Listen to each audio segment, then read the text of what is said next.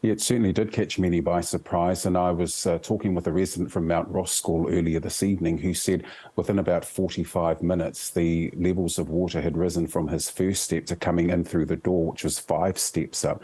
So he was saying it was pretty full on at the time and, very worried. He was extremely anxious at the time. He said in the end, his whole house was flooded out and he's challenged because he doesn't have insurance. But there was a whole lot of fear and anxiety in the community when those flash floods came through, and they've kind of stayed with us over the weekend. It's unprecedented for many people as well. The amount of rain really has been at record-breaking levels. It certainly has been. I think what's been good today too is that the Mayor made the admission that this is climate change. It's the impact of climate change. We've been seeing extreme weather patterns for some time now. I think it's really important that as part of this discussion we accept here in Auckland that this is the kind of weather pattern activity that we're going to see, and we need to be prepared for it. Which are the most affected areas? At the moment in the North Shore's been very affected. We've got some parts of Mount Roskill, which is central Auckland, that's got some serious effect. And I was in Mangere earlier today, which is in South Auckland. So there are some areas where you've seen quite a bit of the effect. Where I live in Otahu, which is down the road from Mangere, there isn't much impact at all. But everyone's really aware. Today, the Ministry of Education have said that all schools and ECE, early childhood learning centres and universities will be closed for the week. And that'll give emergency services the opportunity to get out to those affected areas and be able to complete some repairs and talk to communities that have been seriously affected. So I think what we had was the real challenge of, some have described what happened on Friday as a really slow and sluggish, confusing response by the leadership of Auckland and by council. But I think the admission today from the Mayor that some of the comms was pretty slow, and that we're going to do better is going to be reassuring for the community. What are some of the ways the community has come together to help each other? Yeah, well, I've been on your show a number of times, and the community always rally. And what we saw was when the council was a bit slow to get facilities organised, we had churches, community centres, schools saying, look, just get people along to us, we'll do the best that we can. And I think people wanted to circumvent the process of having to get all of these halls, checked out by officials. People needed somewhere to go. They needed somewhere safe and dry to get to. It's been wonderful seeing that the community spirit, the generosity of people, the care of people who've been coming in today. I was in Mount Roskill, as I was saying. We saw people coming in with blankets, with food, with non-perishable items, with mattresses so that people can sleep on. The place where I was at Wesley Primary School in Mount Roskill, they've got 28 people sleeping there overnight. They were there last night as well. And that goes to show the number of community people who are there to support them, making sure they're doing okay. So it's been a fantastic response from many Aucklanders right across the city. And Efeso, you've been spending time at community sessions in Mangere, where the population is largely Pacifica and Maori. How are they coping there?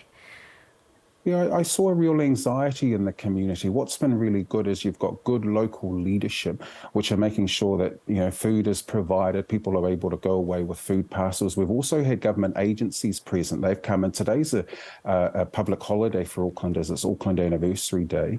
And so we've had public servants come in. They've been supporting people with housing challenges, whether they're getting enough on their benefits to ensure that there's enough money in the system for them to be able to afford food. That's been great. And I think what's been really excellent has been the leadership shown by the community to get involved. So it's been a fantastic afternoon. They're now moving to the Moana Akiwa pools, which is a bigger centre, which is going to allow for more support services and agencies to be present so that when people come through, they've got everybody there that they need to speak to.